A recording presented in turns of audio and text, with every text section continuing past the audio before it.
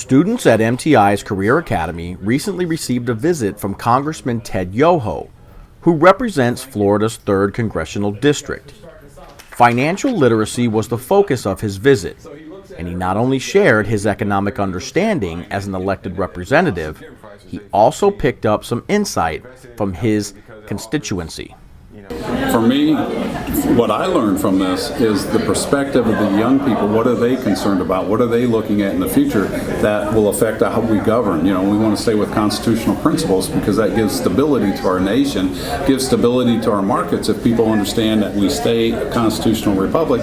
But what they're learning is the financial acumen, the investment acumen that they're learning from you guys that are teaching these on how to look at a market, how to look at a spreadsheet or an investment.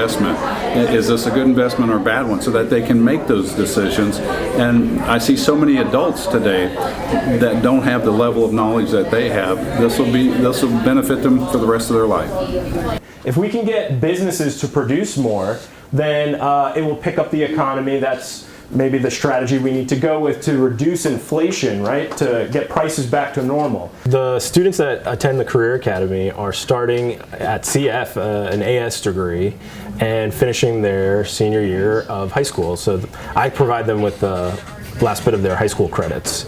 And it's a unique program because we focus on civics and financial literacy, and it's exclusive in that it's application based. It's only up to 60 students, and they attend here on CF's campus.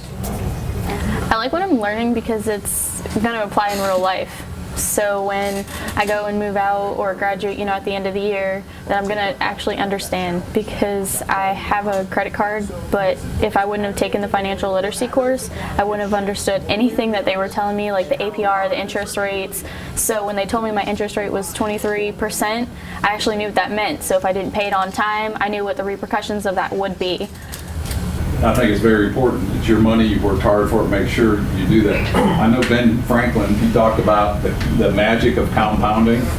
And I remember reading, if you put $25 a week away in a savings account that compounds interest, by the time you reach the age of 60 or 65, it'll be well worth $1 million. I think the biggest thing is they're preparing for their future, to hear from their representatives about what's going on in government. And I mean, they had some great ideas of how they were investing and things to look at, but I wanted to challenge them to look at other things. Money matters are important to everyone, and for these students to hear it from their own congressman is kind of a big deal. It kind of makes you feel like important, sort of, just because we're focusing on the government and we're focusing on the economics, and to have somebody of that importance come and speak to us just about the government and how, like, what they're doing, it kind of gets a personal connection. So we're not just saying, okay, so these representatives or whatever, we can actually put a face, to a name that's not on a TV screen, and we can actually hear him talk to us personally about what he thinks about what's going on and how everything is running. So it makes us kind of feel like we're doing, good in our academy, because with working hard on what we're doing, we're learning so much, and to have somebody come talk to us makes us feel kind of good. Being active and productive at the same time is a difficult balance to strike. Howard Middle School may have found the perfect solution. It's a long day at school, and the kids, not every kid has PE, and sometimes they just have to get up. And I can't take everybody outside and leave half the class and let half go. And this is a way that they can get a little bit of exercise, stretch out, and burn off some calories and some energy. This started last year.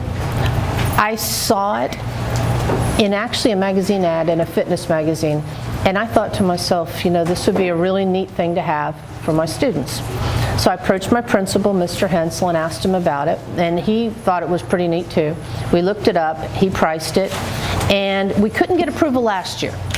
But this year, Mr. Hensel did not forget, and he went with it again, and he got funding for it, and we got it approved this year. There are rules that we posted, and at this point they pretty much know the rules. They cannot bike like they are in the Olympics. They can make it harder. There's a dial that makes it more difficult, and most of them do turn it up. For kids that need tactile kind of stimulation, they have stress balls built in, And they can either use, the knobs, or they have vertical kind of massage. They also have a little compartment to put their pencils, books, cell phone, whatever. There's a strap to hold down laptops and Chromebooks, because we use those a lot. The surface is stable. It has a calorie distance counter that is not a big priority to us, but it's there. And what the other little thing is that they can do arm work while they're working out. So a child that really has some energy to burn off, they can be cycling away and also using their arms. And it's not just for students. We've even had teachers go on this bike during their planning period. They'll come in there and just, the teachers in this wing will go on and just bike for a little while and drink their coffee just to stretch out, and that's fun.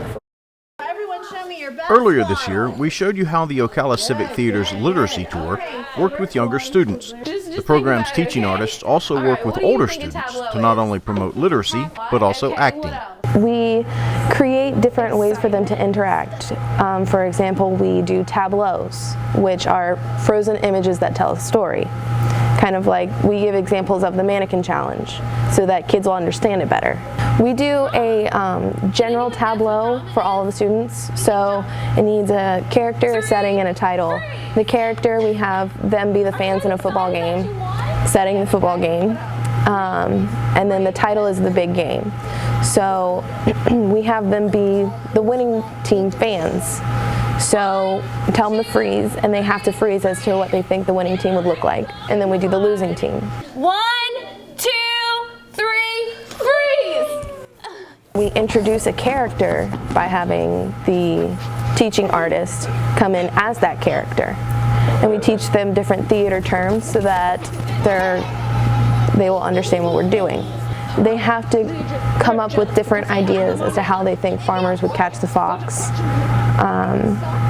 And then we let the kids interact again, and they have to create their own tableau of catching the fox. After that, we just read the passage and kind of leave them on a cliffhanger so that they do want to read the book. They are bringing books to the children in a fun and interactive way. With technology being so prevalent in society, it's a good way to get the kids reading. Giving the students a chance to do the tableaus, it gives them an idea if they want to try acting, or if they have fun doing it, they can do our summer classes that we have for elementary and up to different ages. There's different classes on acting so that they can see if it's something they want to try out in the future.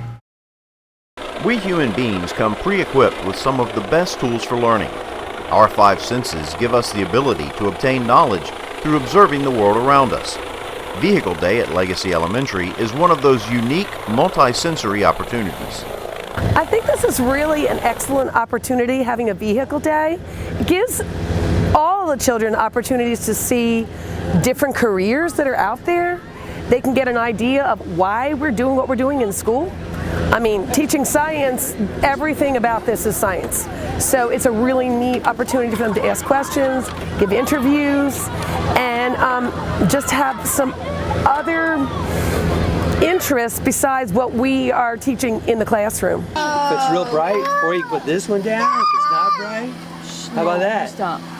What color is his helmet? Blue. Blue. But it's also going to get the wheels turning their head about some different things, different ways to look at careers, different ways to look at people they meet every day, their parents' professions or their parents' jobs, give other things that they can perhaps think about what to do, why to do it, as well as what they can be growing towards during their school career.